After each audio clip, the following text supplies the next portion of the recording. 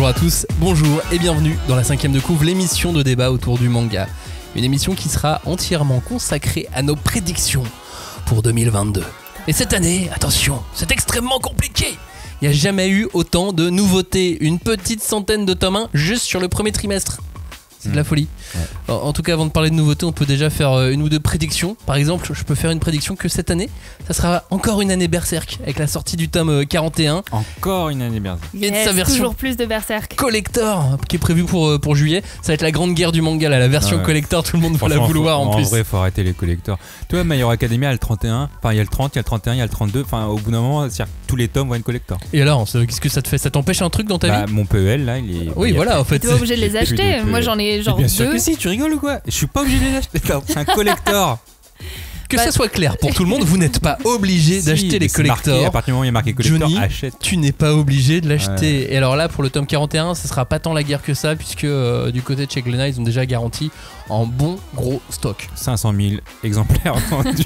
3 millions. Retenu, non mais je me demande s'ils ont même pas donné un chiffre, mais voilà, ils ont garanti que. Moi en tout cas, j'ai pas envie d'avoir de message de mon libraire qui me dit non. Mais tu l'auras pas, parce que tu ne vas pas l'acheter, parce que tu en as marre d'acheter des collectors. Voyons. Tu parlais de My Hero Academia. Est-ce que My Hero Academia va être plus fort que Naruto cette année? J'aurais pensé oui au départ, mais comme ils vont sortir une nouvelle intégrale. Parce que d'une part, il y a la fin supposée du manga au Japon. Ah, de My Hero, ouais. De My Hero. Supposé, parce que ça se trouve, ils vont peut-être même pas finir cette année. Mais non, mais ça me fait penser à Tokyo Ghoul. Ils disent bon, là, c'est la fin. Et puis tout d'un coup, Tokyo Ghoul ressort une semaine après. Non. Ok. Merci, quoi. En tout cas, ce qui est sûr, c'est qu'en ce début d'année, on a énormément entendu parler de MHA. Oui. Ouais. Et on va partout, beaucoup avec la sortie du film. C'est clair. Que j'ai raté d'ailleurs. Mais sauf qu'on va entendre beaucoup parler de Naruto aussi, puisqu'il y a l'édition Hokage qui arrive. Ouais. Et ça va faire aussi grand bruit, je pense. Ouais. Est-ce que l'année va être kaiju-esque? Ouais. Oui, c'est sûr. Avec un 8 comme ça. On veut encore plus de kaiju sur les. C'est quoi? C'est la façade de la BNF, là. On en veut d'autres. Ah ouais, non, mais franchement, j'ai tellement hâte de lire la suite de kaiju. Alors, tu crois? Nouveau tome. Le tome 2. Il y a le tome 3 qui arrive, donc du coup, on devrait même avoir 3 tomes dans l'année. Ouais. Facile, ouais. Ouais, cool. Ah, plus. Sachant qu'il y a les chapitres gratos là sur l'application Shonen Jump. En anglais, tu veux dire? Non, en français. Ah, en français, oui, mais la prépublication oui, automatique. Ok, oui, comme d'habitude, oui, sur Manga. En même temps, c'était notre manga préféré de l'année dernière. Ouais. Donc là, franchement. Non, je pense qu'on aura que 3 tomes en calculant bien. Non, peut-être 4. Non, en décembre, on aura 4, c'est sûr. Ouais, peut-être. Bon, en tout cas, on fait le point sur les nouveaux mangas de 2022 dans cette émission. Donc maintenant, restez là, c'est la 5ème de couve. On ne pousse pas, s'il vous plaît. On ne pousse pas, c'est inutile. Le public n'est pas autorisé à assister aux épreuves éliminatoires. Moi, je crois que je pourrais être un très bon ninja. À quoi vous jouez? L'heure est grave, c'est pas le moment de faire les guignols. Mais on n'a rien d'autre à faire, on peut pas sortir. On va leur faire notre attaque secrète, l'attaque de la Tour Eiffel, ils vont rien comprendre. Et il faudra aussi parler des dessins animés, notamment des dessins animés japonais qui sont exécrables, qui sont terribles. Ah, les bâtards! Oh, this you crazy mother... Rebonjour à tous et re-bienvenue ici dans cette émission de la 5ème de couve. Merci à vous tous de nous écouter, merci à vous tous de nous encourager à poursuivre une année encore cette émission où nous allons disséquer, dépecer, charcuter et aimer les mangas de 2022. Est-ce qu'on va parler de toutes les nouveautés? Toutes? Non. Ça va être compliqué. Non. Pitié, non. Non, on a dû faire du tri, mais c'était franchement compliqué parce qu'il y a vraiment énormément de bonnes choses qui arrivent et en plus il y en a vraiment pour tous les goûts. Et pour débroussailler l'année, j'ai le plaisir d'accueillir Clémence et Johnny. Comment allez-vous? Très bien. Très très bien. Le petit très bien de Johnny. Non, parce que je suis en train de penser dans ma tête, je fais putain, mais dans 200 ans, on sera en 2222. J'aimerais trop faire cette émission de 2222 qu'on fera jamais du coup. Bah si, parce qu'avec l'évolution des technologies, mon esprit tout dans ça, un robot, tout ça. Mon esprit dans ton esprit. À l'époque, tout on ça. parlera. On est dans les années 20 là, les années 20 Arrête, du tu vas manga. nous faire un truc à Star Trek. Oui. Oh non. Hashtag 5DC pour nous retrouver sur l'ensemble des différents réseaux sociaux. Et si vous voulez nous soutenir, pensez à vous abonner sur votre plateforme d'écoute habituelle. On est présent sur l'ensemble d'entre elles. Comment va se passer cette émission? Eh bien, on va lister les mangas à venir cette année, tout simplement. Puis on va essayer de vous éclairer un peu dessus, histoire que vous puissiez faire vous-même vos propres prévisions. Ouais, on débroussaille les sorties. Évidemment, tout n'a pas été annoncé. Il peut y avoir aussi des pépites insoupçonnées, des coups de foudre avec des mangas qu'on croise au coin de la rue. Vous échangez un regard et là, entre ce titre et vous, ça devient l'amour fou. Vous croyez au coup de foudre? Non. Avec les mangas, si. Et avec les autres? C'est horrible de dire ça. Avec les mangas, ouais. Mais pas avec les vrais gens. Tout peut arriver en 2022, mais surtout des bonnes lectures. Et on commence par quelques titres à être déjà des coups de cœur pour certains membres de l'équipe. Ça l'était pour moi, ça l'a été aussi pour toi Clémence. Je vous parle du manga Manchuria Opium Squad, une sorte de Breaking Bad en Mandchourie, en pleine guerre de l'opium. C'est un thriller historique et bien cinglant.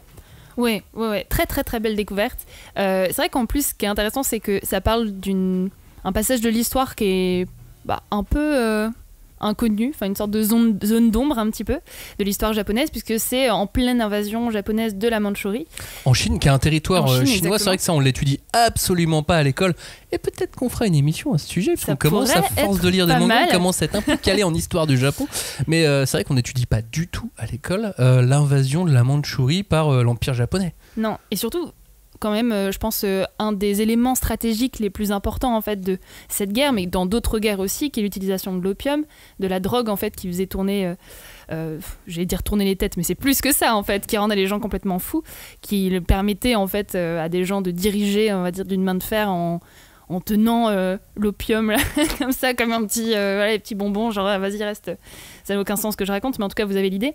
Et voilà, et du coup on découvre un petit peu cette histoire, et le dessin en plus est très très beau, je trouve, même si c'est d'une grande cruauté, c'est très cru. C'est cru, mais ça envoie graphiquement. Moi j'adore quand les mecs prennent de l'opium, ils arrivent à dessiner le trip de la drogue, tu sais, et c'est ça qui est quand même assez fou, c'est de réussir à moi je n'ai jamais eu un trip à ce point là, donc je me rends pas compte, mais je trouve qu'on ressent très bien avec ce dessin, cette folie sur les visages, le trip qu'ont les mecs quand ils prennent cet opium si pur que les héros de cette histoire arrivent à faire, puisque quand je parle de Breaking Bad en Mandchourie, c'est ça l'histoire, hein. C'est que le mec il fait une drogue super pure, c'est un génie façon shonen, tu sais, c'est un génie de la fabrication de l'opium, et donc du coup il arrive à faire un opium si pur que les mecs ils pètent des câbles, Je vais être le meilleur fabricant d'opium. Ouais, alors il fait ça à la base pour soigner sa mère qui est malade. Oui, hein. toujours. Et pour aider aussi son frère et sa sœur, voilà. Exactement. De sa famille. Oui, il a une famille. Mais, oui, sachant qu'en plus ils ont tous été déportés, envoyés en Mandchourie, comme beaucoup de Japonais à l'époque. Et on prenait aussi des jeunes pour aller faire la guerre d'une part, et on prenait aussi des jeunes pour aller labourer les terres. Donc on envoyait des Japonais en Chine sur ce territoire annexé par le Japon, qui a eu un nom d'ailleurs dans l'histoire, qui s'appelle le Manchukuo. Ça a été un vrai état, et c'était le premier état dealer de l'histoire du monde, enfin l'un des premiers en tout cas état dealer de l'histoire du monde. Mais moi j'adore ce mélange drogue plus militaire plus endoctrinement, je trouve ça super intéressant à lire, et moi c'est un vrai premier coup de cœur Manchuria Opium Squad. Je me suis pris un bon coup de savate en le lisant. Je trouve qu'en plus scénaristiquement parlant, le tout début du premier tome, donc vraiment te fait rentrer dans la série très facilement, de façon très efficace, et ça donne vraiment envie de lire la suite en fait. Ouais, puis j'aime bien ce qu'au début le héros est dans l'armée, et au détail, tu sais pas ce que tu lis au début, et au détail, au détour de la guerre avec ses camarades, il fait mais telle plante je la connais bien parce que moi j'adore les plantes. Non. Oui, ça fait un peu what the fuck, pourquoi tu aimes les plantes? Tu me parles de plantes là mon gars. Et après il va découvrir le pavot, et voilà. Manchuria Opium Squad, donc c'est aux éditions Vega, c'est en 7 tomes, c'est une série toujours en cours, et j'ai vraiment hâte de lire les 3, 4, 5 premiers tomes pour voir jusqu'où ça va, parce que à la fin du tome 1 t'es un peu pris, t'es comme lui, t'es en étau, tu fais je veux la suite, mais tu sais pas si t'as vraiment envie de lire la suite, parce que ce qui va lui arriver, tu sais pas si ça va être très sympa. Ouais, mais après t'as un peu, c'est prophétisé au tout début quand même du tome. C'est ça que je veux dire, c'est qu'on le voit un peu en homme de pouvoir, en patron de la Mandchourie, enfin c'est comme ça qu'il est montré. On est d'accord que là je spoil rien, c'est comme ça, les premières planches c'est ça. On est d'accord, mais est-ce que c'est moi c'est dans ces histoires là, est-ce que c'est lui ou est-ce que c'est pas lui, est-ce que c'est réaliste, est-ce que c'est un rêve, est-ce que c'est une prédiction, tu vois? Peut-être, je sais pas, parce qu'il me semble que vraiment c'est les mêmes, il a même enfin ouais, mais j'ai toujours mais est-ce que c'est pas, est-ce qu'il se rêve pas à un moment donné d'être comme, tu vois, c'est le là tu me mets le doute. Parce que c'est le ressort scénaristique du ouais en fait c'est lui mais c'est pas lui, tu vois. Souvent, c'est ça. Ouais, moi j'aime bien ce genre de récit Ou où son frère jumeau. tu vois un peu Ou où son est petit arrivé frère.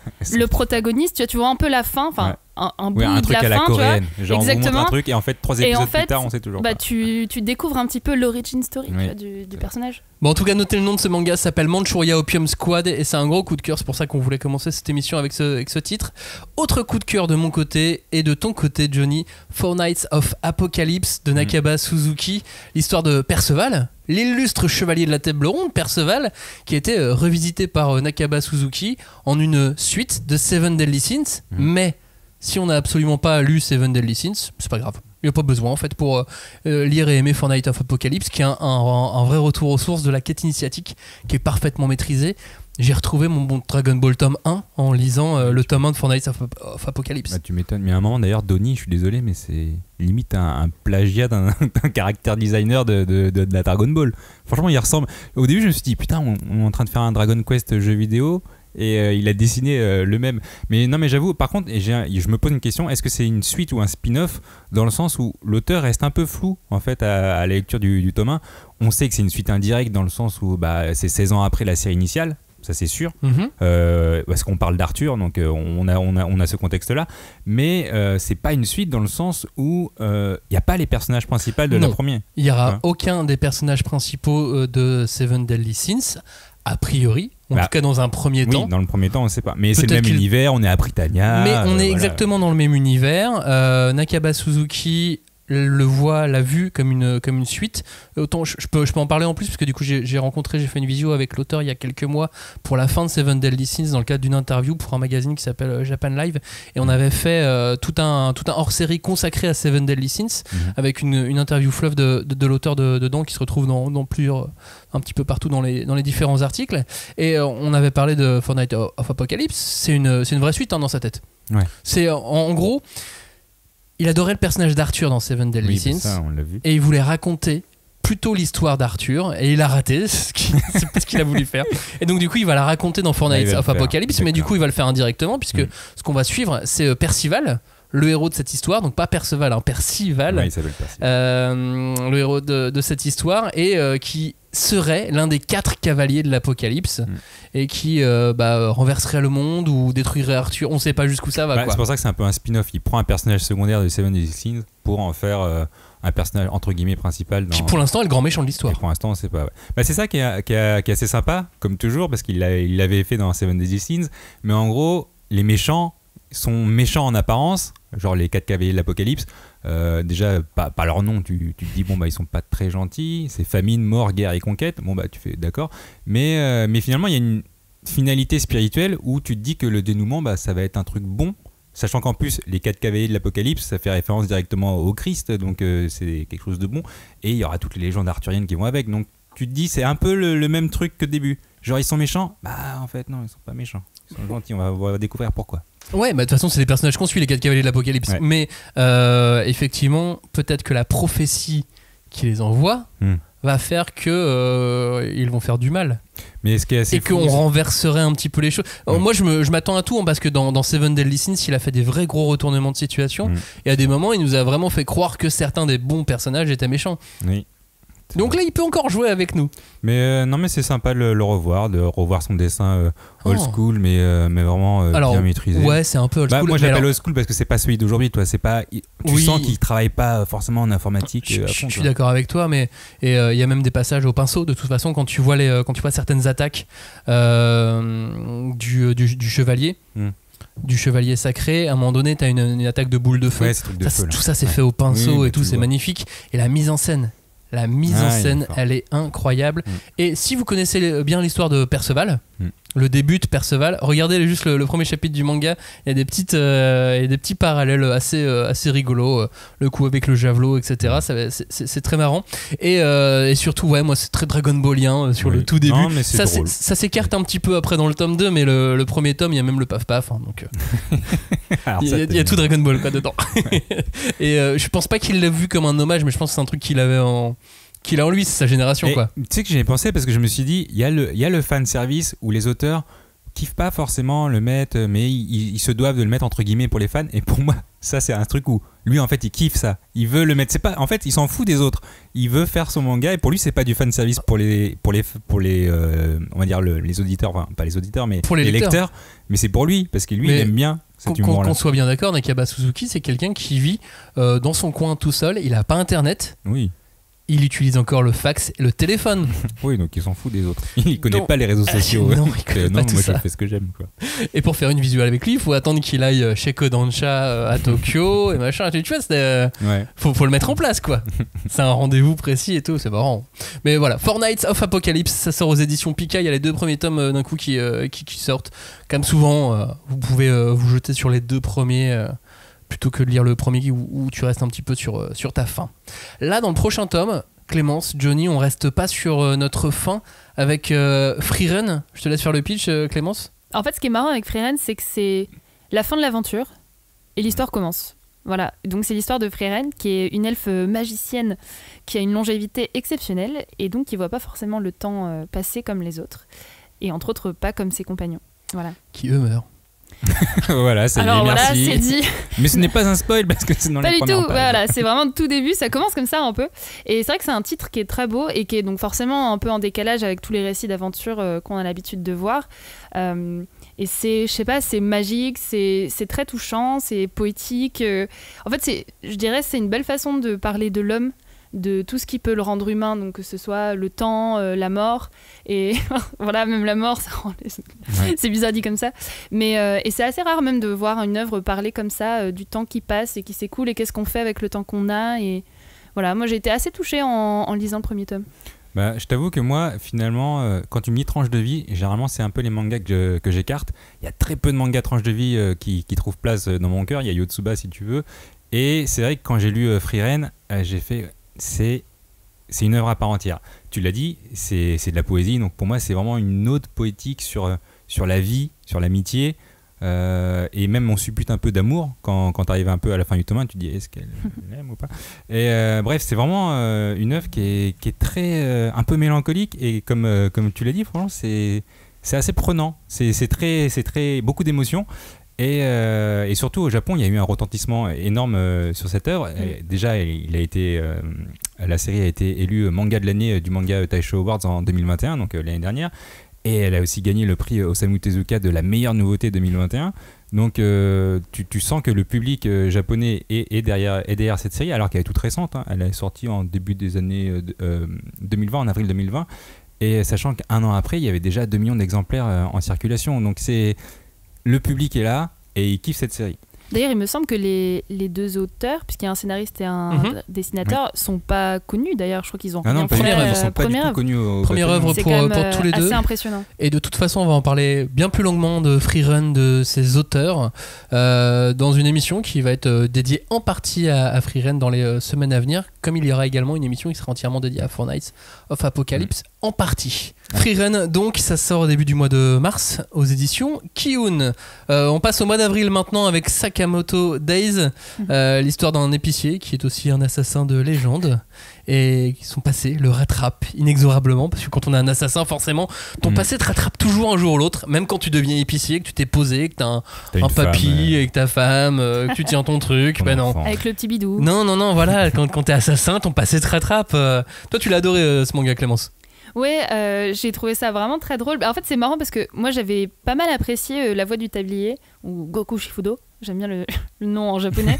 Et c'est un peu le même pitch de base, puisque c'est pareil, c'est un peu un ancien assassin enfin voilà, qui est un des plus doués et admirés de sa génération et qui rencontre une femme tout à fait normale, qui tombe amoureux et qui lâche tout pour devenir le mari parfait.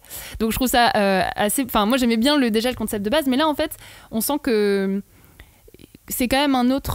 comment dire, il y a quand même une autre ambiance. C'est-à-dire que ça garde le côté humoristique, mais on est beaucoup plus dans l'action quand même. Oui, c'est-à-dire qu'on a le côté gag manga, mais il y a une vraie histoire. Ouais, c'est ça. Il y a contrairement à effectivement La Voix du Tablier, où c'est vraiment juste des scènes du quotidien qui sont et ça s'arrête à chaque fois. Non, effectivement, Sakamoto Days, il y a un vrai fil rouge, et puis c'est des vieux qui ont du style, tu vois. C'est marrant parce que normalement dans le Jump, tu vois des petits jeunes, des petits ados qui se battent. Bah là, le héros, c'est un vieux, tu vois, on en parlait donc. Il y a de plus en plus de vieux. qui font des trucs stylés. De plus en plus Yes. Gloire, C'est bon pour nous, ça. 28 ans. gloire aux vieux. Oui, alors, effectivement. Ça dépend de l'âge. Mais vous acceptez maintenant 27 ans c'est vieux. Moi je suis d'accord avec vous. Hein. Et ce qui est marrant, c'est qu'en plus, c'est pareil, un peu comme Freerun, mais c'est la première série donc, de l'auteur qui s'appelle Suzuki Yuto. Donc dans le Weekly Shonen Jump quand même, donc ça rigole pas. Et c'est aussi une grosse réussite au Japon déjà, alors que c'est assez récent aussi. Ouais, 5 tomes seulement en cours, et donc là ça sort au mois d'avril. Et j'ai l'impression qu'il y a une espèce de vague en ce moment de titres un peu foutoirs. Undead Unluck, c'est le bordel. C'est génial, hein, mais c'est le bordel. Bah, Sakamoto Days, c'est pareil, c'est le bordel. Ouais. Il y en a un peu partout et tout. J'ai l'impression que c'est une vague un peu. Chainsaw Man, c'est aussi le bordel. Enfin, j'ai l'impression qu'on est dans Chainsaw, une. l'auteur, il est déjà de Oui. base, il était spécial. Mais j'ai l'impression qu'on est dans un temps où on dit on est d'accord pour le bordel. Non, mais je pense qu'il y a des talents qui surgissent là, qui sont emportés justement par tout ce qu'ils ont lu avant. Il y a un mouvement de fraîcheur qui est en route là. Clairement au Japon, toi. Sakamoto Days, ça sort donc aux éditions Glénat au mois d'avril. Le retour d'Hayashi Dakyu en France avec son nouveau manga après Doro et Doro, Johnny. Ouais. Voici Die Dark. Bah, Die Dark, c'est vraiment le Hayashi Dakyu, l'autrice qui se lance dans la science-fiction. Et en gros, ça donne l'histoire d'un ado dont les os, donc ses vrais os, son anatomie là, avec ses os qui ont le pouvoir d'exaucer n'importe quel souhait. Alors ça, c'est ce qui se dit dans le manga, parce qu'on ne sait pas. En vrai, si tu lui coupes un os, qu'est-ce qui se passe ? Personne ne le sait. D'ailleurs, tu lis le tome 1, et lui-même ne sait pas où vont aller ces gens s'ils prennent les os. Et du coup, c'est son but un peu, de découvrir où vont aller ces gens pour trouver et exaucer son vœu. Bah, c'est le principe de Hayashi Dakyu. Elle a un concept, mais on va pas du tout suivre ce concept. Enfin, on interroge autour de ce concept. En fait, il y a 3 mots qui résument Hayashi Dakyu, c'est le chaos, ça elle le dit tout le temps dans Doro et Doro, l'humour et la bouffe. Tu prends ces 3 mots-là, et ben ça donne les mangas de Hayashi Dakyu. La bonne recette. Ouais. Et nous, nous on avait fait avec Julie l'émission Doro et Doro. Moi j'avais adoré Doro et Doro, c'est vraiment de la dark fantasy. Et là, c'est exactement la même chose, mais c'est de la dark science-fiction. Et c'est vraiment fou de se dire qu'elle a réussi à transmettre le gore fantasy magie qu'elle avait dans Doro et Doro, et qu'elle l'a mis dans Die Dark pour faire du gore science-fiction avec des fusils laser, des vaisseaux spatiaux, des trous noirs. Et de la bouffe. Et de la bouffe toujours, qui est toujours. Franchement, la bouffe, c'est incroyable. Je pense que cette auteure, elle adore manger et elle le ressent. Et Joe aussi, donc c'est pour ça qu'il est si heureux. C'est vraiment ce contraste de gore et de mais je mange un peu tout, c'est très bizarre. Mais alors, tu sais que c'était Brad Pitt et les frères Coen qui expliquaient dans Burn After Reading que le personnage manquait dans le film Burn After Reading, le personnage de Brad Pitt manquait de style, et donc il a décidé de le faire bouffer tout le temps et que ça lui donnait un charisme supplémentaire. Le fait d'avoir avec son chewing-gum là au début tout le temps. C'est ça, et puis avec ses burgers et tout le côté boulémique comme ça. Mais c'est vrai que dans Imitation Game, je crois qu'il mange aussi pas mal. Et en fait, il y a peut-être un truc de réal, d'écrivain, d'auteur, de scénariste, de comédien et donc de dessinateur avec le fait de faire manger ces personnages. Et c'est que c'est des questions que les auteurs se posent souvent, genre. Oui. Faut toujours que tes personnages soient en train de faire quelque chose. Ouais. Et effectivement, en donnant des petits côtés comme ça, en plus elle a l'air un peu folle, Hayashi Dakyu.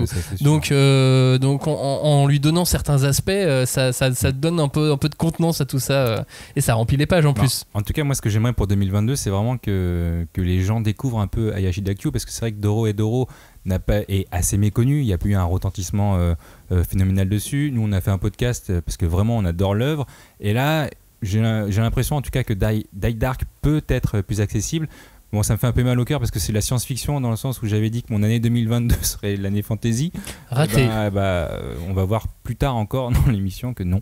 Encore je trouve Die Dark peut-être encore plus accessible que Doro et Doro, plus emballant dès le début. Ouais, le tome 1, vraiment, t'es dedans. Voilà. Oui. Alors que Doro et Doro, tu sais, tu le regardes, on se regarde un peu en chien de faïence, genre, t'as l'air sympa, mais je sais pas. Bon, ok, je vais rester un peu avec toi. T'as de la magie, mais c'est de la magie bizarre. Alors que là, t'es un peu les gardiens de la galaxie, quoi. Des pauvres losers qui sont en vaisseaux spatiaux, et tu fais qu'est-ce qui se passe, quoi. Die Dark, donc ça sort aux éditions Soleil. Suite de l'émission, on va arrêter nos coups de cœur déjà partagés, même si on reste encore avec d'autres titres qui ont eu des coups de cœur encore, parce qu'il y en a plein en fait. Mais là, on va parler de manga un peu d'amour. Hein, on va utiliser ce mot, Clémence, Voilà, avec Orimiya. J'adore comment c'est vraiment, on parle d'amour, et puis là, il y a le regard qui se tourne vers Clémence. Bah oui, bien sûr, Orimiya.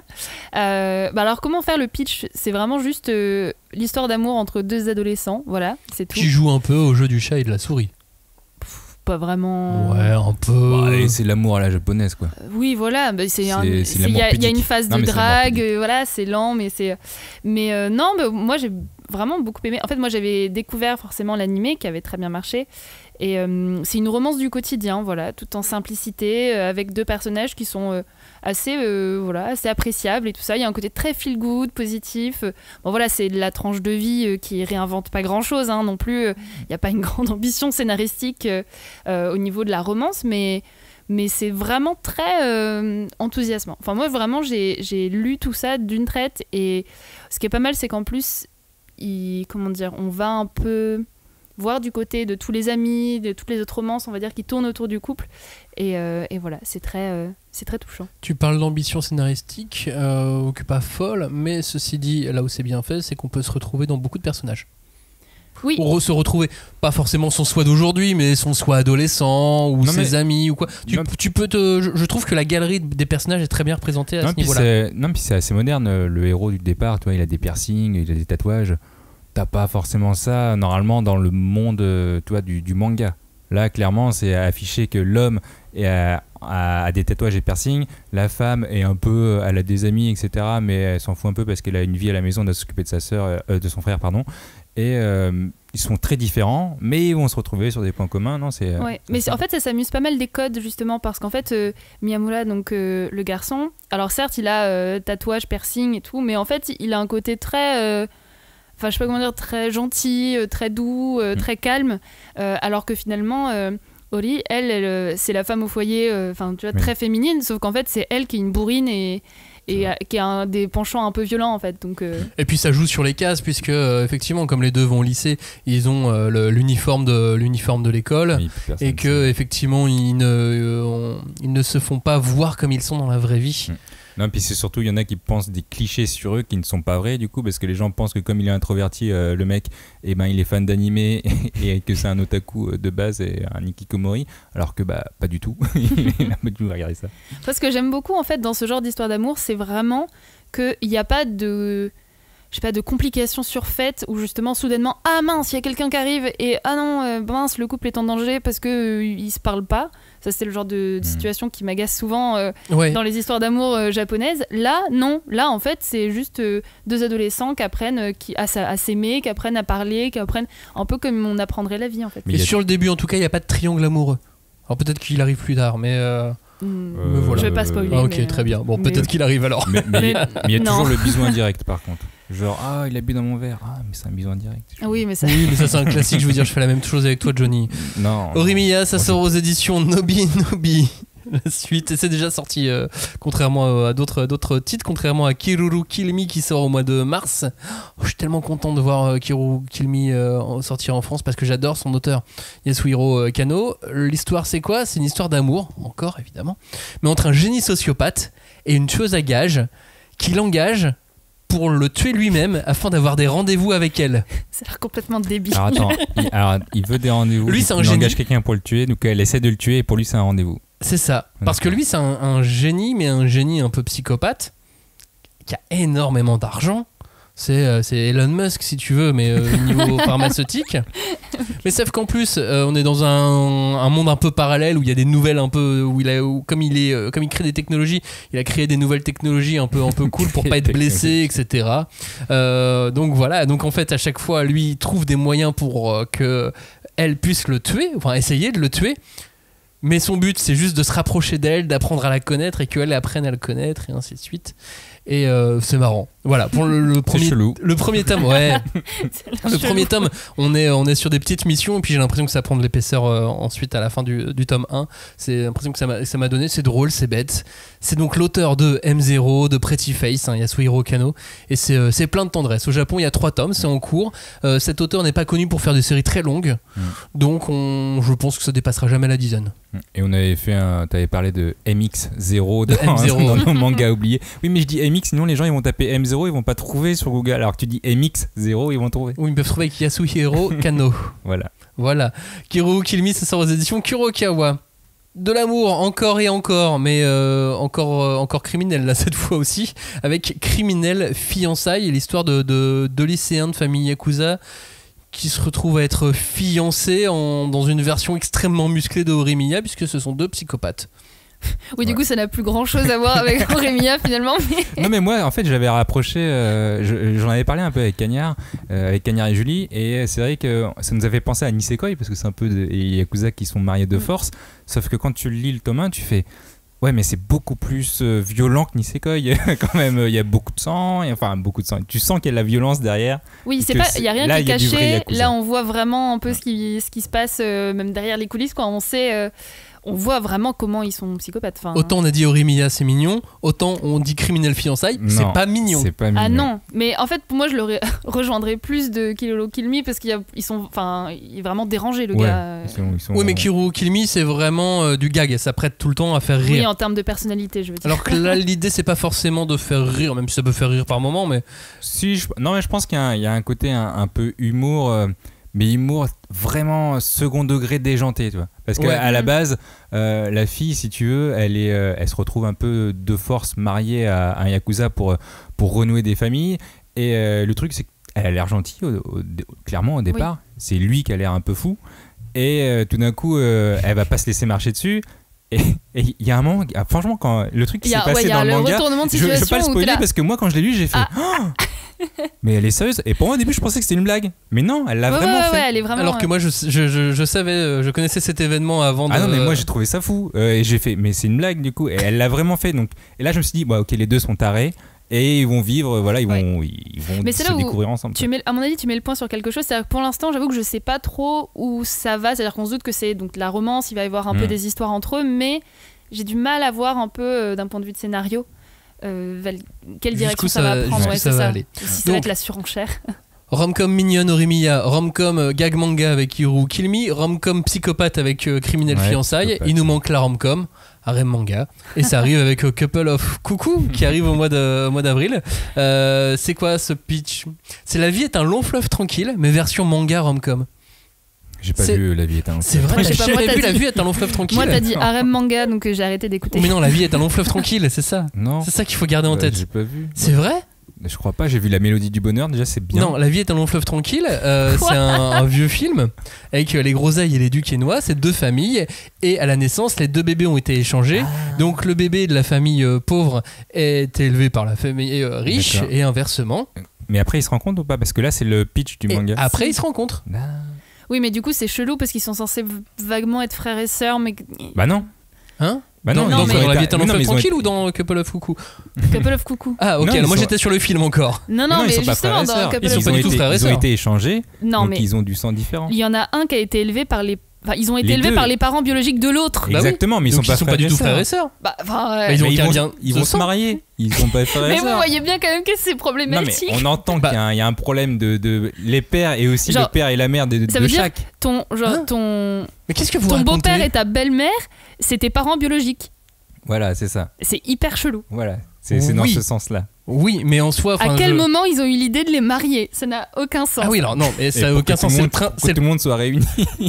En fait, tous ces mangas n'ont aucun sens, qu'on soit bien d'accord. Tous ces mangas... Oui, mais bizarrement, il y a des histoires qui, moi, me perturbent plus que d'autres, il faut croire. Et tu crois que les quintuplettes où le mec, il aime une fille, alors qu'en fait, il sort plus ou moins avec les 5 qui sont jumelles? Oui, non, mais ça non plus. Non, absolument pas, non. Donc, on va mettre Clémence de côté.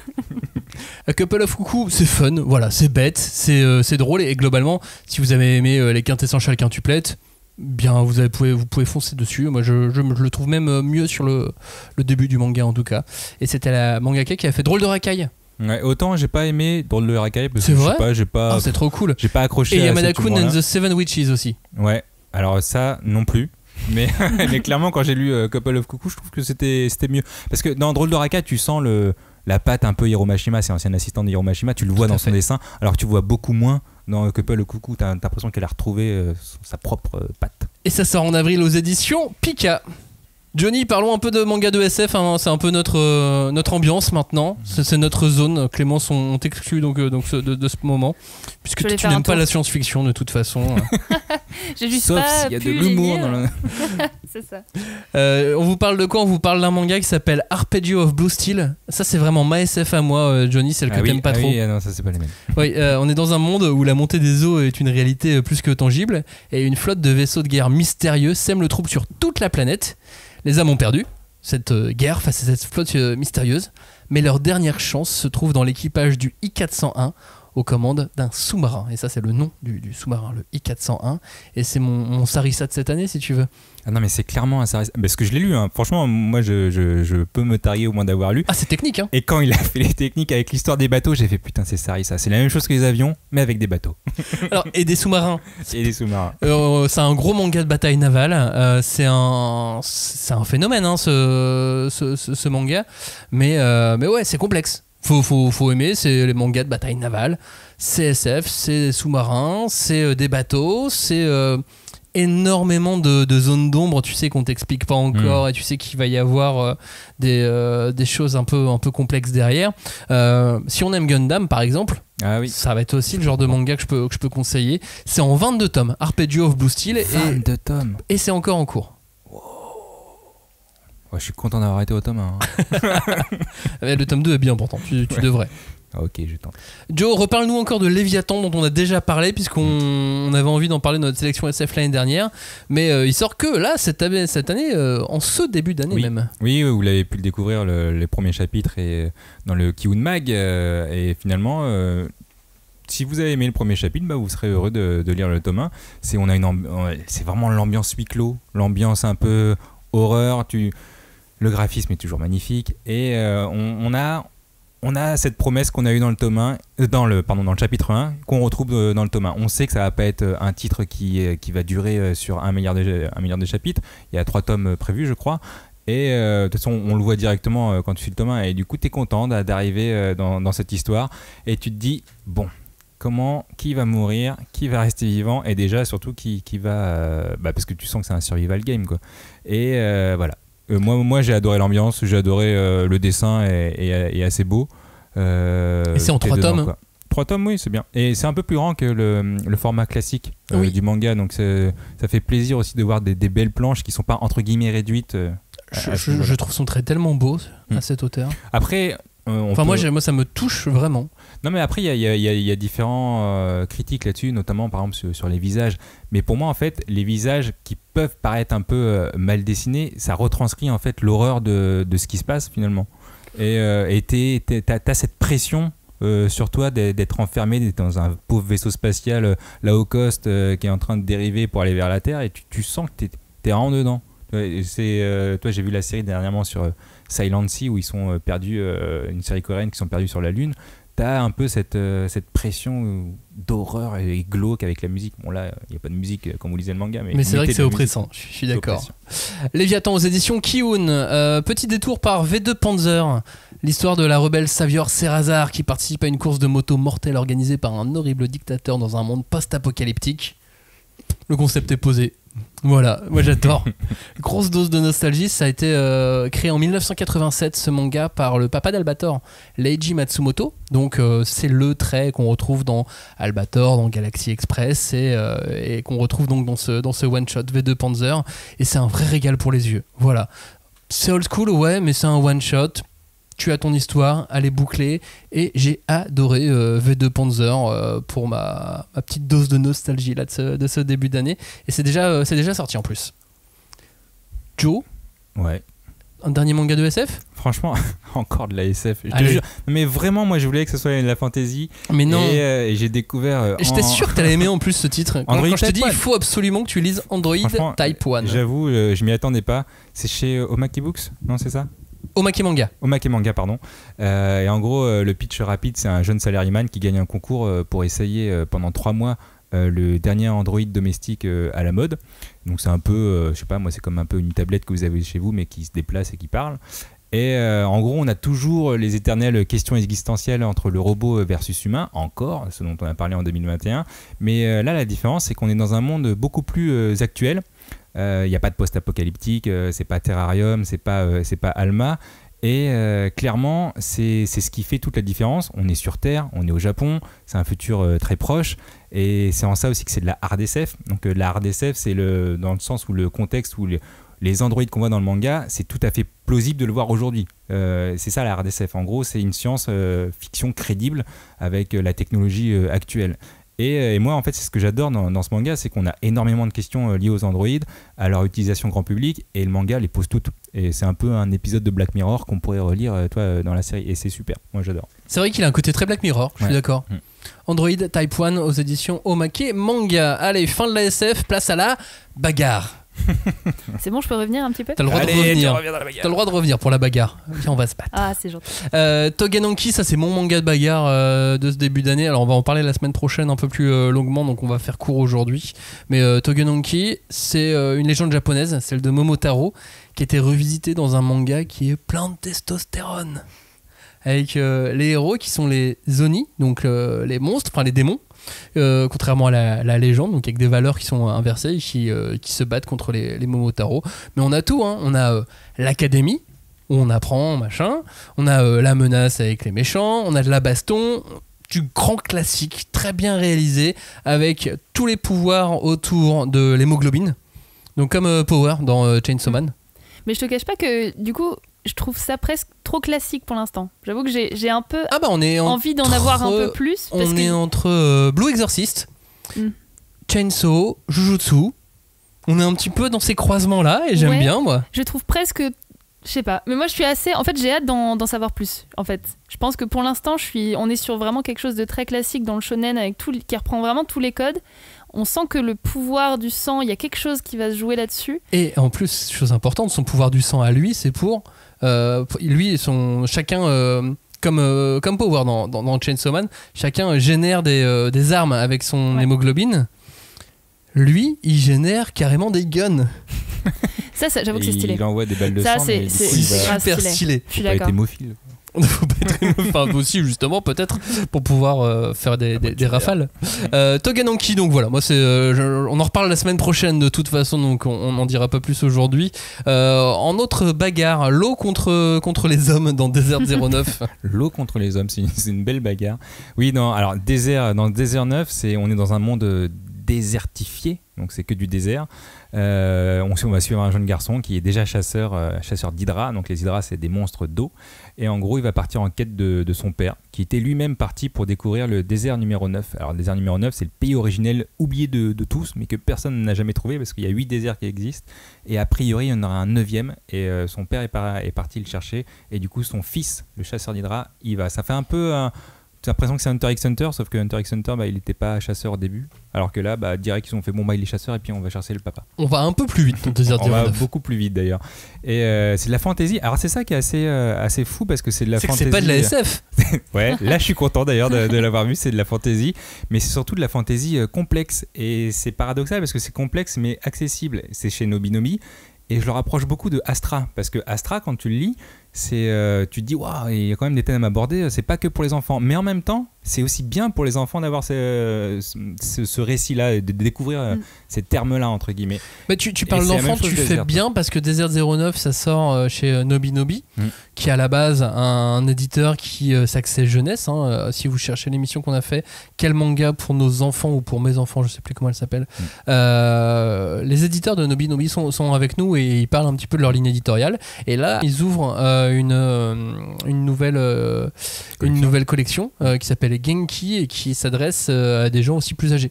Et ce qui est franchement, je peux le comprendre parce que moi-même quand je suis rentré dedans, j'ai fait waouh, mais l'univers il est ouf, il est vraiment très étendu.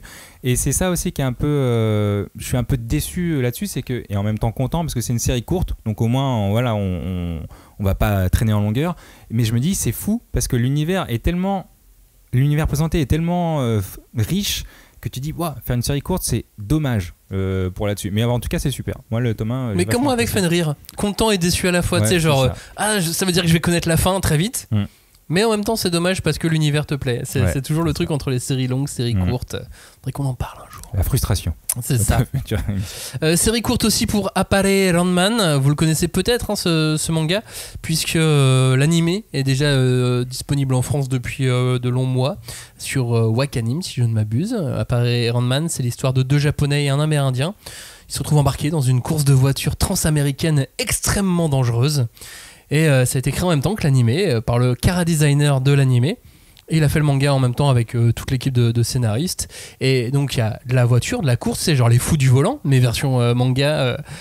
Mais pas que, il y a du gros gunfight, il y a des trahisons, il y a des mystères, il y a des hors-la-loi qui participent à la course, mais qu'en fait c'est pas les... Enfin c'est compliqué, mais c'est assez génial. À Paris Ranman, c'est vraiment du gros fun en 3 volumes.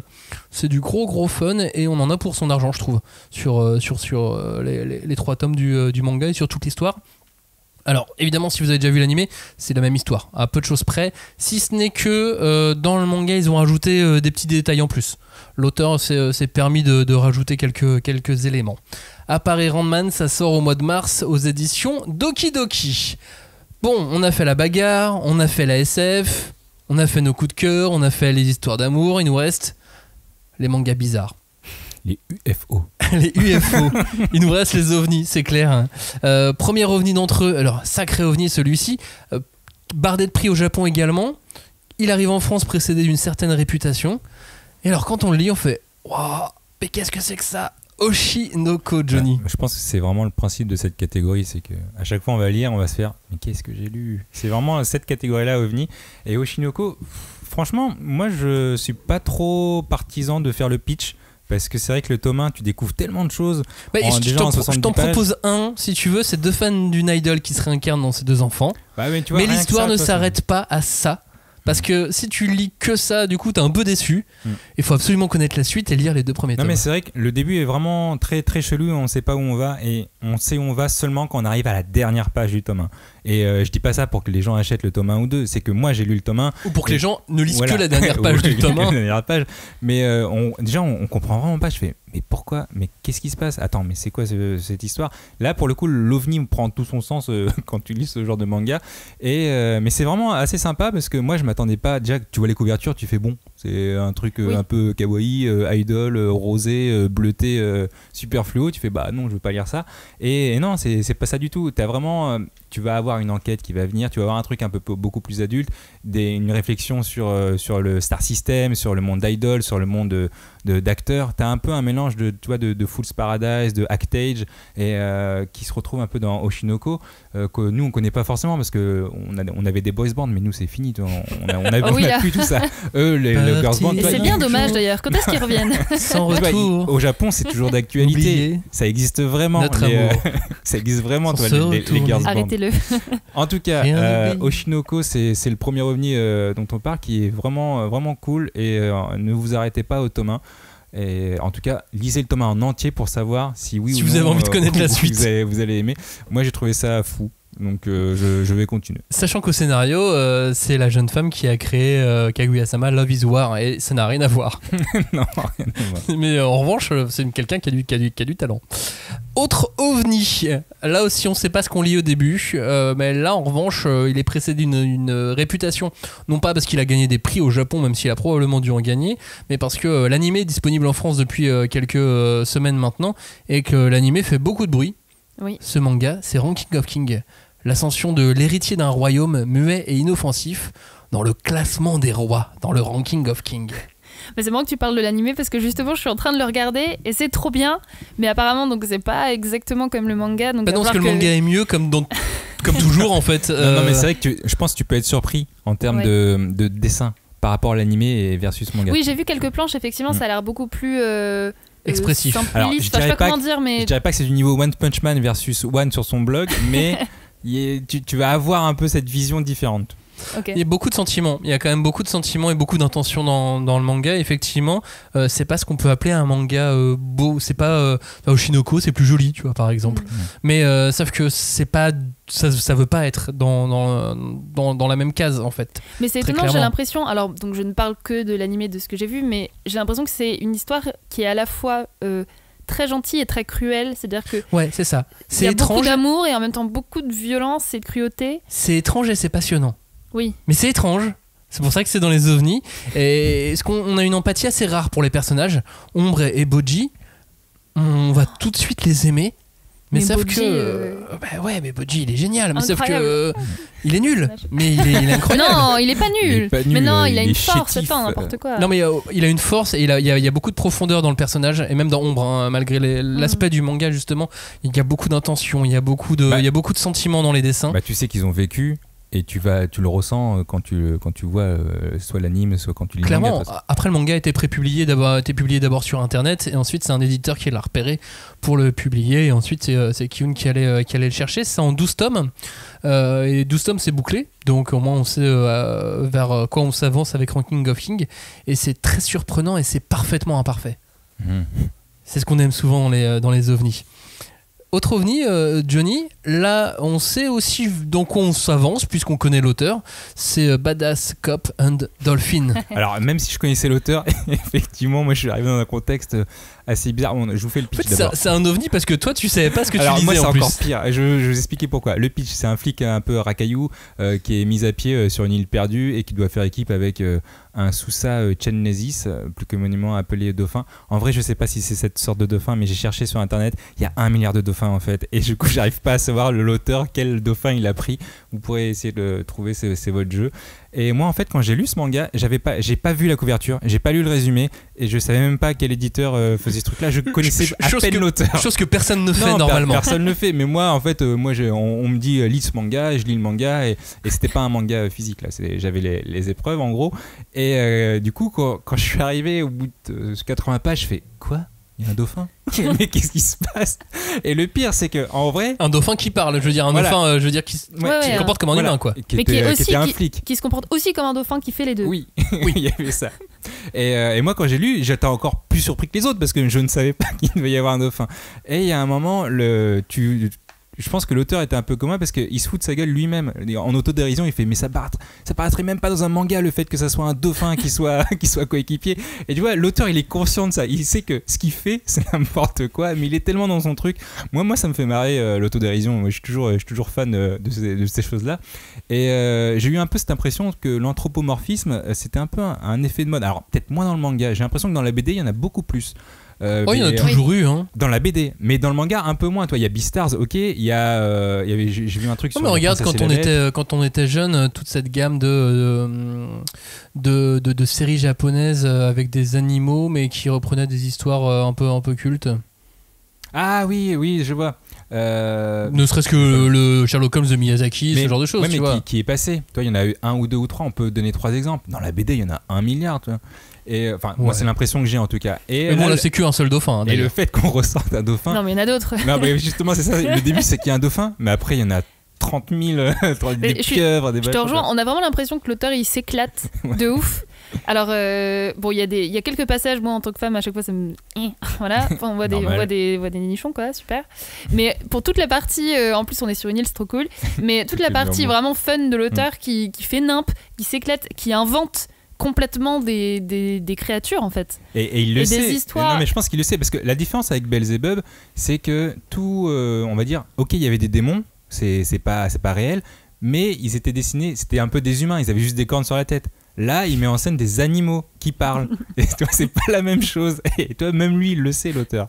Et oui, il est content dans ce qu'il fait. Mais je pense que des fois, ces auteurs, ils font nimp parce que ils savent ce que c'est d'avoir fait une série hebdomadaire pendant plusieurs années. Et là, ils veulent faire du 5-6 tomes. Ils veulent pas que ça dure trop longtemps, tu sais. En fait, c'est leurs vacances à eux. Ouais, c'est ça. Genre, ah, cool. J'en fais une, mais genre 5-6 tomes. Je vais faire n'importe quoi pour qu'on me l'arrête parce que là, je pensais pas que ça allait passer en comité de rédaction. Mais c'est très drôle. Moi, franchement, c'est un ovni dans le sens où tu fais mais quoi, qu'est-ce qui se passe? Au début tu te dis ouais, ça va être un truc un peu genre un Q84, genre il y a un sanctuaire, il y a une secte, etc. Mais non, pas du tout, c'est juste de la bagarre. Badass Cop and Dolphin aux éditions Kazé, c'est déjà disponible. La suite avec tiens, un petit mot sur La Danse du Soleil et de la Lune qui va sortir au printemps aux éditions Kiyun, l'histoire d'un samouraï qui est la risée de tous car le métal se tord à son contact. Et un samouraï sans armes, c'est un peu le chemin vers le suicide, hein, pour lui, puisqu'il peut rien faire, parce que dès qu'il prend une épée pour faire le samouraï, bah, l'épée elle se tord. dès qu'il se bat, les gens ils peuvent pas le tuer puisque l'épée elle se tord.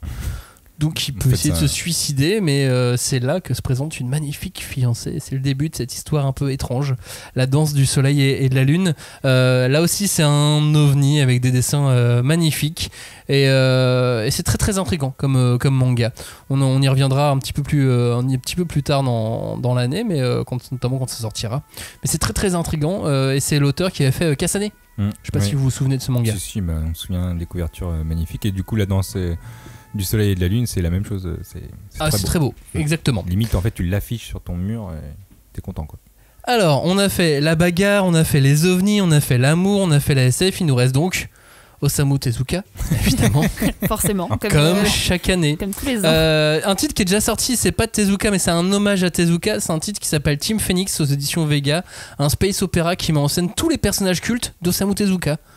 Bah c'est génial, une sorte de all-star. C'est Tezuka qui l'a fait. Non, c'est pas Tezuka qui l'a fait. Oui, d'accord. C'est Kenny Ruiz, un auteur qui est prépublié directement au Japon, qui est assisté dont s'occupe un éditeur français. Ah oui, d'accord. Le même qui avait lancé Tezukomi, le même qui s'était occupé aussi de Search and Destroy notamment. Et donc c'est lui qui est le responsable éditorial de Team Phoenix. Et ouais, c'est un space opéra et c'est génial parce que dans cette aventure, l'héroïne c'est Princesse Saphir. Dans l'espace. Et c'est ça du style, je trouve. Princesse Saphir avec le roi Léo et tout. Enfin, elle garde son chapeau. Alors ouais, c'est un petit peu plus compliqué. On parlait de chaos autour, un peu tout à l'heure, mais ah ouais, non, mais là il y a du chaos, c'est une fresque SF, mais avec des passages vraiment chaotiques, avec plein de personnages. Puis quand on connaît un peu Tezuka, on s'amuse à les chercher, à les retrouver. C'est très, très sympa, c'est très, très intéressant. Team Phoenix, donc, aux éditions Vega. Clémence, tu espérais et tu espères encore que Phoenix sort en 2022. Pour l'instant, on n'en sait rien. Oui, ça aurait pu sortir en 2021. Peut-être que ça va sortir en 2022. Je crois qu'on l'avait déjà dit l'année dernière. En tout cas, ça fait partie. Ouais. L'émission, c'était aussi quels sont les mangas, les œuvres qu'on attendait pour cette année. Alors, espérons-le que ça sorte, mais on n'est pas sûr. C'est donc Phoenix, donc de Tezuka, forcément. C'est une succession en fait de petites histoires courtes où des hommes à travers l'histoire, on va dire, sont à la recherche donc du fameux Phénix, dont la légende raconte qu'une seule goutte de son sang donnerait la vie éternelle. Et en fait, moi, une des seules raisons pour lesquelles j'attends vraiment ce titre, c'est parce que c'est une des références préférées d'Urasawa. Et en fait, moi, je l'ai jamais lu. Pourquoi ? Je ne l'ai jamais lu. Et parce en plus, qu'il est introuvable aujourd'hui. Il est introuvable et en plus, t'es pas forcément obligé de le lire dans l'ordre. Oui, parce que c'est donc des histoires courtes. Exactement, et qu'il y a plein d'histoires à droite, à gauche, que Tezuka, il en a fait dans tel magazine, puis il en a refait des années plus tard, et puis ensuite, donc, à éditer, en plus, c'est une galère. T'imagines même pas. Ouais. Mais voilà, donc espérons que Phoenix sorte. C'est annoncé, je veux dire, c'est au planning, et ça a été annoncé que ça sortirait un jour aux éditions Delcourt Tonkam, mais effectivement, ils peuvent nous confirmer aucune date aujourd'hui. Mais du coup, tu veux ça pour ton anniversaire en décembre ? Exactement, voilà, notez, prenez des notes. Mais il y en a d'autres. Mes préférés, en fait, ils sont en bas de la liste, ils arrivent. Qu'est-ce qu'on a d'autre chez Tezuka ? On a Isan Manga qui en sort 2 nouveaux encore et qui ont l'air plutôt cool. Alors déjà il y a le tome 2 de Big X qui sort. On en avait très peu parlé l'année dernière et pourtant c'est stylé, c'est un mélange de Captain America, de Ant-Man et de Hulk version Tezuka. Waouh, j'ai eu du mal à imaginer. Mais tu sais, c'est. Du vert. Il y a des nazis qui ont fait un sérum, machin, etc. Et donc Big X a pris ce sérum et il s'en sert pour défendre la veuve et l'orphelin. Ouais. Exactement. Mais Big X, voilà, non, c'est du super-héros, mais version Tezuka, c'est très cool.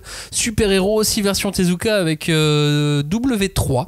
C'est 3 extraterrestres qui débarquent sur Terre, un cheval, un canard et un lapin. D'accord. C'est le début d'une blague en fait, ça. Pour détruire la planète Terre, parce que les humains sont trop cupides, égoïstes, les humains sont nazes, donc ils viennent pour la détruire, mais bon, ils vont se lier d'amitié avec des terriens qui luttent contre les conspirationnistes en tout genre. Voilà, c'est un peu chaud, on est comme ça nous les humains, on est cupides, égoïstes, mais on est sympa. Et du coup, on arrive à nous s'en sortir quand même. Et du coup, on ne détruit pas la planète Terre. Pas comme dans H2G2 où ça explose. C'est ça. Big X W3 et puis autre manga de Tezuka chez Isan Manga, c'est Captain Ken, un space western assez époustouflant qui met en scène un justicier qui défend les Martiens face à l'oppression humaine. Ah oui, t'as le parallèle, quoi. C'est encore inversé. Non mais voilà, Tezuka a fait des tas de trucs tellement géniaux et c'est marrant d'avoir ces histoires d'aventure qui ressortent maintenant et auxquelles on peut avoir accès. On peut avoir accès à plein de trucs aussi sur Isneo, ouais, ok, et sur une plateforme qui est naissante, qui a déjà quelques mois voire années et qui s'appelle Mangazio. Qui commence à débarquer en force là avec un vrai gros catalogue. Mangazio, c'est quoi? C'est comme Netflix mais avec des mangas. Oui, c'est ça. Bah, c'est vrai que j'ai eu l'occasion de regarder un petit peu ce qu'ils ont fait et là c'est cool que Kana rejoigne le... ouais, il y a des mangas de Kiun, il y a des mangas de Naban, il y a des mangas de Black Box, il y a des mangas de Akata par exemple, il y a tout orange dessus. Oui, c'est vrai. Et mais maintenant il y a des mangas de Kana là, on peut aujourd'hui là, à l'heure où on enregistre cette émission, donc la veille de la diffusion, autant être très clair. Ouais, on est en retard, ouais. Non mais c'est. On peut lire les 2 premiers tomes de Gintama, les 2 premiers tomes de As-Class, les 2 premiers tomes de Samurai 8. On peut lire les 2 premiers tomes de Undead Unluck. On peut lire les 2 premiers tomes de Kowloon Generic Romance. C'est pas mal. On en a beaucoup parlé. Et d'autres titres comme ça. On peut lire To Old Boy, on peut lire Orange. Qu'est-ce que j'ai vu? Bon, il y en a plein en tout cas. Non mais en tout cas, ce que je voulais dire c'est que j'avais regardé un petit peu ce qu'il y avait il y a un mois ou 2 et c'est vrai que je trouvais que c'était quand même un peu léger même s'il y avait des titres intéressants et là le fait qu'il y ait beaucoup d'autres titres qui arrivent, tu sens que ça peut devenir intéressant vraiment d'avoir l'application. Avant, j'avoue que j'étais moins convaincue. Ouais, moi aussi. C'est quoi? C'est 70 balles l'année ou 7 balles par mois. De leur pub, en gros, c'est le prix d'un tome par mois. Ben, t'as accès à plein de tomes. C'est ça leur pub. Et une semaine gratuite, c'est comme d'habitude sur les services en question. Je sais que vous êtes beaucoup aussi à nous écouter en Belgique et en Suisse. C'est disponible aussi dans les territoires francophones, normalement. En tout cas pour le site, peut-être pas pour l'appli, mais si, normalement les deux. Application et site internet, normalement dans les territoires francophones, c'est aussi disponible. Et ça se teste en fait. Ça se teste parce que avec la semaine gratuite, vous pouvez déjà lire les 2 premiers tomes de Kowloon Generic Romance. Ouais. Et vous pouvez nous suivre sur l'émission et sur ce qu'on en dit juste avec la semaine gratuite. Avec une semaine gratuite, tu peux enquiller quand même. Oh, mais il faut faire que ça, toi. Ouais, c'est vrai. Ou alors faut faire tes recherches avant et puis tu stratégiquement tu dis ok, je fais ça. C'est ça. Ouais, moi clairement, toi, j'ai trop de trucs à diversifier, j'ai FF14, tout ça, faut que je prenne une pause, toi. J'arrête mon abonnement et puis je fais Mangazio. Donc ça s'appelle Mangazio, donc manga au pluriel.io et l'application c'est le même nom. Est-ce que 2022 sera une année Dan Dadan? Mais ce serait bien. Qu'est-ce que Dan Dadan? C'est le manga dont tout le monde parle à Tokyo. Non, mais et dans à le Paris monde, aussi, à Osaka et peut-être à Kyoto aussi. Bref, dans toutes les grandes villes. J'étais au Super 8 chemillé, il y a un mec et qui t'a fait mais Dan Dadan, moi je l'attends. C'est le manga qui fait parler tout le monde au Japon en ce moment et même en France, donc comme vous le disiez. On sait pas si ça va sortir cette année, mais si ça sort, ça sera le gros carton. Mais moi je connaissais vraiment pas du tout et j'ai juste vu, je suis abonné au Twitter de Renaud Lemaire. Et j'ai vu qu'il commandait tous les mangas en japonais de Dan Dadan et je savais pas moi ce que c'était. Je lis pas les scans, je fais rien du tout. Du coup, je trouve ça fou que toi, même Bruno Le Maire, il a déjà tous les tomes en japonais de Dan Dadan. Toi. Parce que c'est tellement beau. Ouais. Ah ouais. Mais c'est beau, c'est trop bien. Il y a de l'action, il y a la romance, il y a des aliens, il y a des monstres, il y a des fantômes. Tout est bien. Vraiment, c'est bien dessiné. Le scénario est cool, tu t'ennuies pas. Moi, il y a j'avoue, un chat qui porte bonheur. Il y a un mannequin quoi. Mais moi, j'avoue que je suis allée lire. J'étais quand même très curieuse de le savoir. Et j'ai pas décroché, j'avoue. Donc c'est vrai que moi, c'est le titre que j'attends le plus. Après, effectivement, le seul problème, c'est qu'on sait pas si ça va sortir cette année ou l'année prochaine. Et comme tout a tendance à être décalé, ça sera peut-être l'année suivante. Oui, mais c'est vrai que tout commence à sortir quand même très vite en France maintenant, donc j'aurais tendance à dire que ça va sortir. Oui, cette mais après, année. tu vois, il y a des raisons économiques. Tu sais que parfois, oui, t'as une bonne année. Oui, ça dépend quel éditeur veut le sortir et l'achète et tout ça. Et je pense qu'en plus, si ça sort, ça va sortir avec un gros marketing, avec une grosse opération com, et ça, donc ça va se travailler, tu le prépares, et ça va pas se faire comme ça en 3 secondes. Mais en tout cas, c'est vraiment trop bien. Donc si ça sort cette année, tant mieux. Bon, après, oui, ça sort l'année prochaine, ça sera l'objet de notre émission de l'année prochaine. J'avoue que c'est vrai que j'aurais tendance à dire janvier 2023 sans connaître le planning, parce que ce serait plus logique en termes. Non, tu sors pas ton gros carton en janvier, tu le sors en avril, mai, juin, juillet ou octobre maintenant. Ah, je sais pas moi. Ou février. Avant, tu le faisais en Ça va juillet. sortir tous les mois de Non, l'année. mais avant, tu le faisais J'ai en pas juillet. dit août, j'ai pas dit janvier. Non, mais avant, tu le faisais en juillet pour Japan Expo, mais là, tout est incertain. Si, donc, maintenant il y a Japan Expo qui revient. Ouais. Peut-être. Bon, en tout cas, voilà, gardez ce nom en tête, ça arrivera tôt ou tard. Vous pouvez le lire en anglais si vous voulez sur Manga Plus en version anglaise. Mais bon, vous aussi attendre la version française si vous n'avez pas envie de lire en anglais. Ça s'appelle Dan Dadan. Est-ce que cette année 2022 sera une année Sentai ?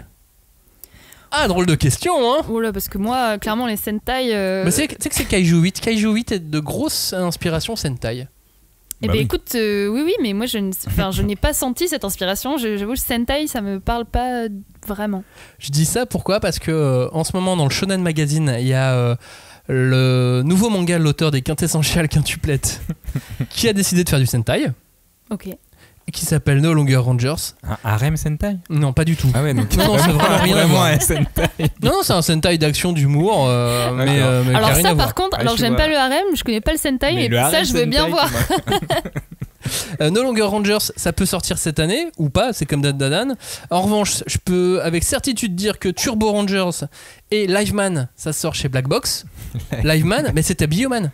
Tu sais, nous on connaît ça Ah sous oui, le nom de Bioman, d'accord. mais Liveman, c'est Bioman, c'est le manga de Bioman. Le mec est toujours en live, quoi. c'est un peu les Moi, j'ai juste le Mais, générique mais en tu tête. sais, dans ce cas-là, vraiment, Bioman, c'est le mec qui est toujours bio, ça n'a aucun sens. Bah si, maintenant. C'est le principe des noms de Maintenant, il y super-héros. aurait un Johnny. sens aujourd'hui. Et il y a un autre truc qui sort, alors c'est du simili Sentai, c'est Samurai Troopers. Vous vous souvenez du dessin animé Les Samouraïs de l'Éternel ? Ouais. Non. Et bah c'est le manga des Samouraïs Non, de je m'en souviens l'Éternel. pas, non, Absolument je suis trop jeune. Ça va, t'es trop jeune toi ? Ah oui, 20. Oui, c'est ça. 4 ans. Sinon, il y a un des pionniers du genre, Ishinomori, qui a un Sentai qui n'a pas encore été publié en France et qui est un très bon Sentai qui s'appelle Himitsu Sentai Go Ranger qui va sortir aux éditions Isan Manga. Il y a Toru Fujisawa, l'auteur de GTO, qui a fait son Sentai qui s'appelle Uchu Keiji Gavan. C'est XOR, mais vu par Toru Fujisawa, et ça va sortir aussi chez Isan. Et il y a Kamen Rider Amazon également de Ishinomori. Là, c'est le fantastique qui donne à Kamen Rider ses pouvoirs et non la science. C'est d'habitude dans les Sentai, c'est la science qui te donne tes pouvoirs. Et bah dans Kamen Rider Amazon, c'est du fantastique. Donc voilà, il y a plein de titres. Il y a plein de titres vraiment Sentai assez cool qui vont sortir. Qu'est-ce qu'on peut avoir d'autre ? Tiens, on parlait de Dan Dadan tout à l'heure, mais il y a un autre manga qui est très connu qui s'appelle. Alors, je vais utiliser le nom français maintenant qu'il est disponible en animé sur Netflix. C'est Komi cherche ses mots. Ça aussi, ça peut faire un gros bruit si ça sort en France cette année. Tu me l'as pitché et j'avoue que je l'ai pas encore lu, mais ça me donne vraiment bien envie. Alors, l'animé est disponible sur Netflix dès à présent, si vous le souhaitez. C'est super bien réalisé en plus. C'est un réalisateur qui s'appelle Watanabe qui va faire l'adaptation animée de Time Shadows, qui est déjà en train de le faire d'ailleurs, qui est dessus. L'animé est chouette et le manga, moi je l'ai jamais lu, mais ça me donne trop envie de le lire quand j'ai vu les premiers épisodes. Donc c'est un gros succès rom-com au Japon, l'histoire d'une lycéenne adulée dans tout le bahut et qui est incapable de se faire des amis parce qu'elle est vraiment trop timide et qu'elle est incapable de sortir un mot. Mais elle est adulée. Oui, mais justement, tu sais, le silence, ça donne l'air cool. C'est parce qu'elle est magnifique, non, j'imagine. Oui, elle est jolie, elle est grande, elle est. J'imagine qu'elle est belle. Mais tu sais, c'est pas le canon habituel des animes et des mangas, donc du coup, c'est pour ça aussi que c'est assez particulier. Le trait est particulier en tout cas. Et je me dis que si ça sort cette année, ça peut aussi faire un gros bruit. Comme ils cherchent ces mots. Je sais pas si d'ailleurs, si jamais un éditeur français l'achète, s'ils vont garder le nom que Netflix a utilisé. Parce qu'en plus, Netflix a changé de nom. Entre temps, oui. Par rapport, ouais, mais c'est la traduction du japonais, non ? Je crois pas. Ah, non. désolé, j'ai pas cherché pour vous, je chercherai plus tard. Tu chercheras plus tard. Ouais. Qu'est-ce qu'on a d'autre ? Tiens, en quelques mots, on a d'autres mangas un peu bizarres qui vont peut-être sortir en France. Darwin GN, ça c'est un manga. Le héros est un singe. Tu parlais d'anthropomorphie tout à l'heure avec les dauphins. Ah, bon, voilà. Là, le héros est un singe, mais il va à l'école comme les autres. On est autour des tests sur les animaux et du terrorisme notamment. Sujet, ouais. T'as sorti 3 choses, singe, terrorisme. Bah tu sais, tests sur les animaux, terrorisme, ça va avec. Il peut y avoir des liens assez réguliers. Parce que je sais pas si t'as vu La planète des singes, mais il y a 2-3 liens dedans quand même. Ouais, c'est de la science-fiction. Dans les derniers. Et donc beaucoup de prix au Japon où tu sais, nommés dans les fameux Konomanga Sugoi ou Taisho Awards, ils se retrouvent toujours dans ces finales là. Tout comme un autre titre, alors excusez mon japonais, qui s'appelle Chikyu no Undo ni Tsuite. Un manga sur la théologie. Est-ce qu'on a déjà eu ça ? Un manga sur la théologie, alors là. Sérieux. Jésus et un Bouddha, truc, c'est sérieux. Hein. Ouais, non, mais alors pareil, ce titre, il me fait énormément envie. Je l'ai pas lu, tu sais, je vois la couverture, je vois qu'il est dans les prix, je vois des commentaires dessus, mais voilà, si ça peut sortir cette année, ça serait un petit. En fait, là, tu fais ton carton. catalogue pour les éditeurs. Alors moi, voilà, oui, c'est ça, il a fait sa liste de courses. Alors, je pense que si moi je les trouve, eux les ont trouvés depuis bien longtemps, bien avant moi, à mon avis. Oui, mais t'essayes quand même de force. Non, parce que par exemple, celui-là, Blue Box, c'est la dernière romance du Jump. Je pense que tout le monde, tous les gens qui s'intéressent au Jump connaissent ce manga de près ou de loin. Ouais, mais il aurait dû sortir l'année dernière parce qu'on a fait l'émission sur le bleu et là, c'est trop tard, quoi. C'est vrai, effectivement. Salut, Désolé. Mais une super romance dans le Jump avec un petit fond de sport en arrière-plan qui a l'air très très sympa. Moi, j'aimerais bien que sorte MF Ghost, mais ça sortira jamais. Parce que c'est l'auteur d'Initial D. Est-ce que j'ai le droit de balancer ma petite histoire Initial D C'est quoi ton histoire? C'est quoi Initial D? Bah, moi, tu j'ai as été regardé Initial ça. D dans une autre J'ai vie, c'est été ça? initiée à Initial D. Bah non, mais moi je regardais l'animé quand j'étais petite sur manga. Et du coup, j'avais vu le trick où il mettait son verre d'eau dans la voiture. Et du coup, il s'entraînait à faire des dérapages avec son verre d'eau. Fait pas que ça se renverse et tout. Et donc, moi, quand j'ai passé mon permis, j'avais cette image. T'avais un verre d'eau? Non, j'en avais pas. À côté. Non, parce que bon, il y avait un vrai conducteur, enfin un moniteur quoi. Moi, j'allais pas ramener mon verre d'eau. Mais je sais pas, parfois je me disais, mince, est-ce que si je fais le virage, il y a l'eau qui se renverse Et est-ce qu'on va pas enlever des points sur mon permis si je renverse de l'eau? Bah écoute, mettez ça dans les épreuves, peut-être, je sais pas, on sera plus motivé. Fast and Furious du Allez, je finis ma liste avec le nouveau manga de l'auteur de Hell's Paradise qui a l'air trop beau aussi, qui s'appelle Ayashimon. Bon voilà, là je lance des trucs, c'est pour ça qu'on reste pas longtemps dessus. Sur la fin d'année, on va finir cette émission, hein, parce qu'il reste plein de trucs. Il y a beaucoup de rééditions. Je donne des noms comme ça de rééditions, mais vous les connaissez tous. Evangelion, Dragon Quest, Soul Keeper, Rakai Blues, Karakuri Circus, Sanctuary, Trèfle, Bambi, Planète, Fire Force, Shaman King. Non, Fire Force c'est pas du tout une réédition, c'est juste que l'auteur a annoncé que ça allait se terminer.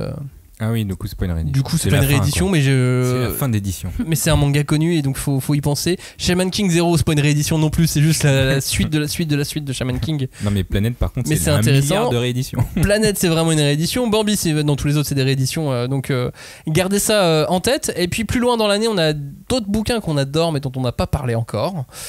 The Elusive Samurai, on en avait parlé dans l'émission Assassination Classroom, hein, c'est l'auteur d'As-Class qui revient avec The Elusive Samurai qui sortira au mois de mai. Au mois de juin ou juillet, il y a Trillion Game. Donc ça c'est l'auteur de Sanctuary, et qu'au dessin l'auteur de Crying Freeman, le dessinateur de Crying Freeman. Ça peut envoyer aussi du lourd.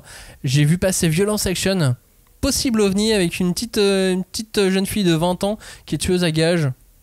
J'aime bien le truc. Elle est toute. Moi j'aime bien les femmes qui tuent des gens. Sur la couverture, elle est toute lookée avec son petit sac à main mais et pas tout ça. Hein. Et puis elle a son petit gun. Mais elle est payée pour ça, hein, c'est son boulot. Attention. Bah évidemment que son boulot. Fais gaffe. Y a Clévates qui va sortir, c'est de la Dark Fantasy par l'auteur de Dimension W. Tsutomu Takahashi va donc revenir avec Soul Keeper en réédition, mais il revient aussi avec un manga qui n'a jamais été édité en France, qui s'appelle Black Box et qui est un manga sur.